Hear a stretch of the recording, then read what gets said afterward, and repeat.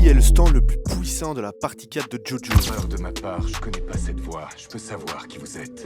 On s'en bat les couilles. Vas-y, Moi aussi. balance ton avis et demande à ton pote si j'ai raison ou pas. Pour moi, Koichi Heroes possède le stand le plus cheaté de la partie 4. Autant au début il paraît faible et inutile, mais plus la partie avance, plus il semble complètement incroyable. Son potentiel a l'air illimité étant donné que son stand peut évoluer à chaque fois. Et c'est vraiment rafraîchissant parce qu'il n'est pas immuable comme celui de Jotaro ou Josuke par exemple, ainsi que tous les autres. J'ai pas encore toutes les explications car je suis qu'au début, mais je sens que son évolution va être juste incroyable. Déjà, il faut savoir que sa deuxième forme permet de créer des sensations, des phénomènes. Une petite tape sur la porte, elle paraît bouillante et impossible d'entrer. Une tape sur le sol, il paraît boueux ou alors une tempête prend naissance. Mais du coup, je me suis posé une question, quelle est sa limite finalement? Est-ce qu'il peut toucher un objet et en faire un trou noir? Un sentiment de vide? Une privation d'oxygène? J'imagine qu'il y aura d'autres formes, d'autres évolutions, mais la deuxième me semble déjà incroyable. Donc c'est pour ça que pour moi, le stand de Koichi pourrait être le plus fort de la partie 4. Parce que comme je l'ai dit, je suis qu'au début, mais le fait qu'il puisse créer des phénomènes, des sensations, ça me semble complètement cheaté. Patient de voir la suite et de comment va évoluer le petit Koichi. Je suis sûr qu'il deviendra très grand. Et n'hésite pas à t'abonner en passant. Tu vas faire quoi avec l'arc et la flèche? Ah, je pourrais vous la caler dans le fion, mais ne vous inquiétez pas, j'ai pas l'intention de vous causer des problèmes.